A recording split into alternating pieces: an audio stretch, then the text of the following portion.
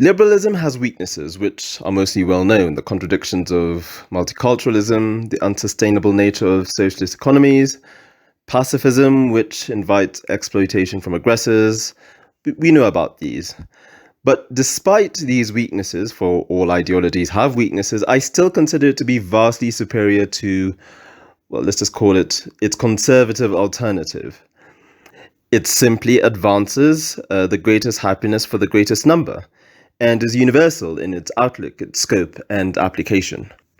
21st century liberalism, however, has taken a different nature, one which I believe, in fact, very confidently believe, will lead to its own downfall.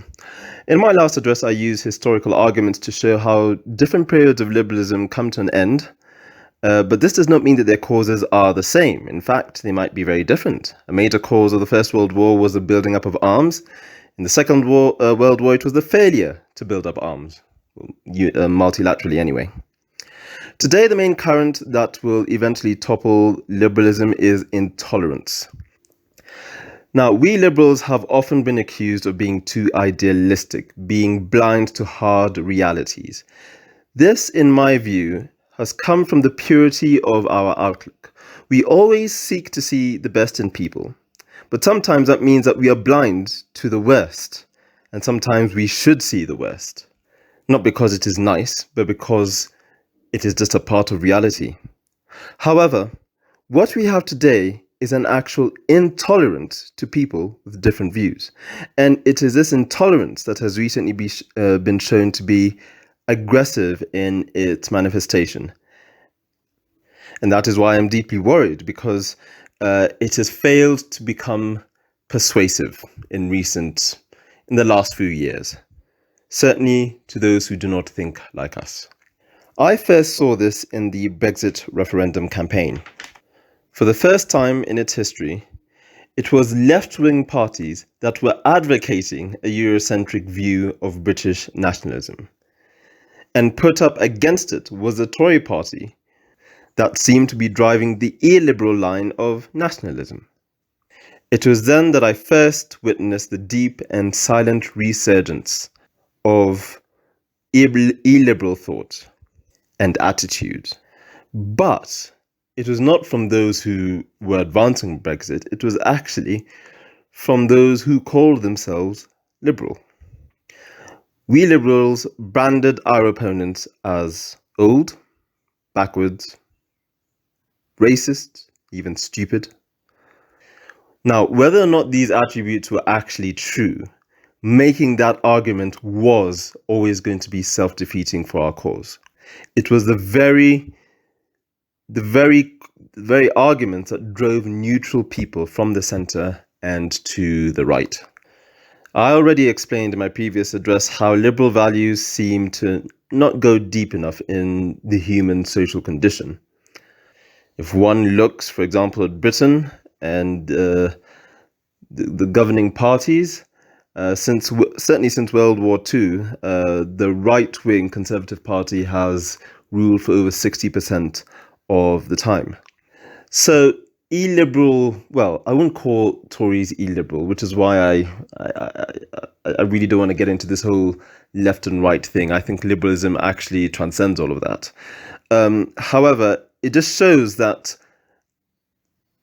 the more traditional conservative values is actually the default position of certainly British society. And society is naturally disposed to be conservative because it harnesses not so much ideas, but the group sentiments that are just innate to us as social beings in a sort of Darwinian way. You know, the sort of preservation of group identity, suspicion and even antagonism to people who are different, insular approaches, desire for pride, certainly national pride or certainly new identity. These sentiments are felt by societies the world over. They just come to us more naturally as human beings. Our role and burden as liberals is to shine the light of liberal values to the world, inviting them to taste and see that though it doesn't come as naturally, our fruit is better. It is good.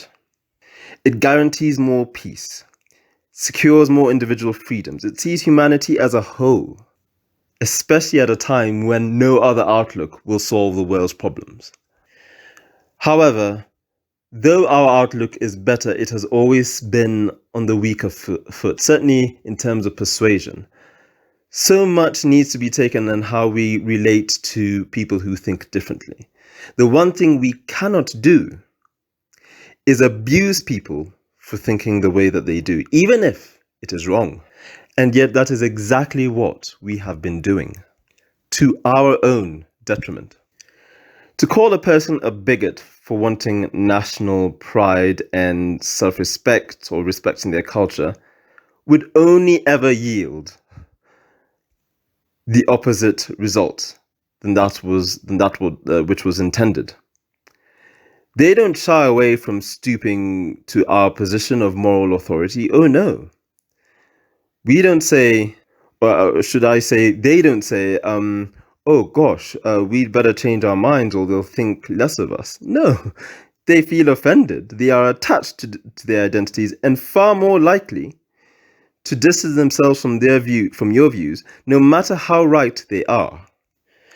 So rather than showing how remaining in the EU was compatible with meeting grievances with those people who desired Brexit, we sought to insult people for having sentimental attachment to their country. We, liberals, started to demonstrate the very intolerance that we were seeking to defeat. There is no room for intolerance in liberal thinking, and yet, in our annoyance of, let's say, the world's default position made of sand, we have started to build our own pillars out of this very weak sand. Once we accept responsibility for our role in aggravating negative sentiments, in insulting others, once we accept our part and we adopt a humility that I think has been lacking recently, then we are in a far better position to returning to who we truly are, the people who listen, the people with whom it is safe to disagree, the people who make room for others, wherever they come from, whatever they look like. And this must include giving value to the silent majority. Once we do this, people will see that there is a better society out there, rather than as opposed to what they think there is.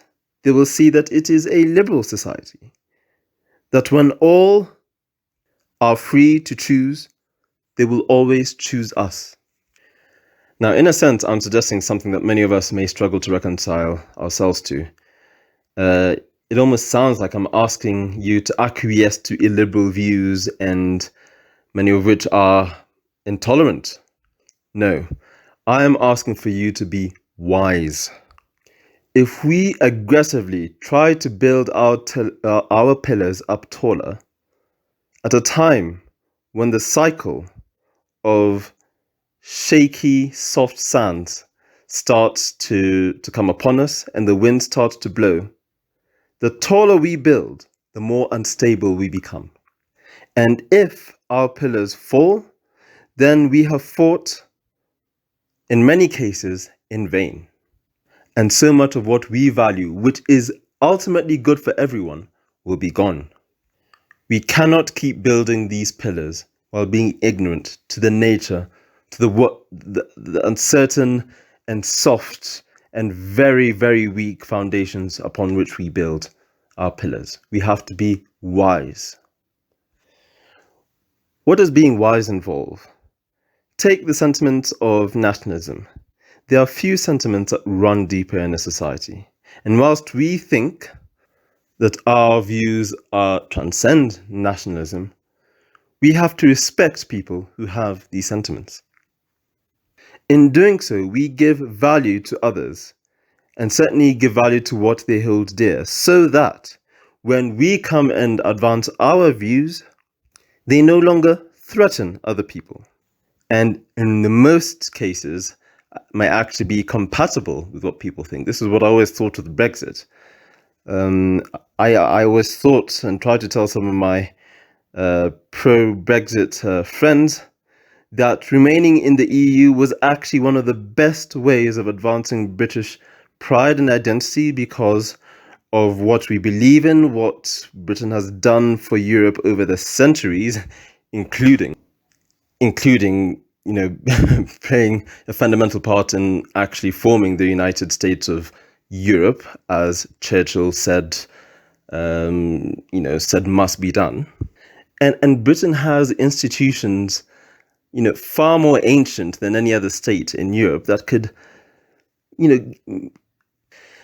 just play a very, very positive role in the struggle that Europe has in forming its own institutions and finding its way politically in the world.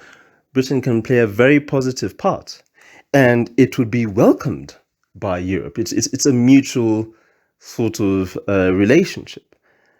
And I don't think Europeans care or mind Britain's having national pride. I don't think they care about anyone having national pride, as long as it is healthy and it is positive and it contributes to the wider picture. That was the story that needed to be told. Instead, we called Brexit supporters idiots and stupid and racists and so on. That is where we really lost. We became intolerant to something that was perfectly compatible with our own view. Or at least it was very easy to see that how it could be. We, as liberals, don't fight the illiberal game. We're not built for wars or battles of attrition. It is not our way, and it is not good, and we're not good at it. We just don't believe in that process, in that principle of insulting others and devaluing them. We are above such tactics. And since our values don't come so naturally to societies, it is our burden to show society our way, our vision, our fruits. Listen to Martin Luther King, to Gandhi, to Attlee, to Blair. They won the liberal way, not because they attacked anyone, but because they fought hard to see the good in their enemies. Remember, their enemies were the real violent, racist, and, some nasty people. And people simply changed their minds, not because they were shouted down, but because they were showed a way to a world above such vices. We showed them that they would not lose by taking a higher stand. Listen to Jesus as well. Love your enemies and pray for those who persecute you. And his followers took some serious persecution by the Roman Empire, only to see their religion persuade many in their millions in the centuries to follow.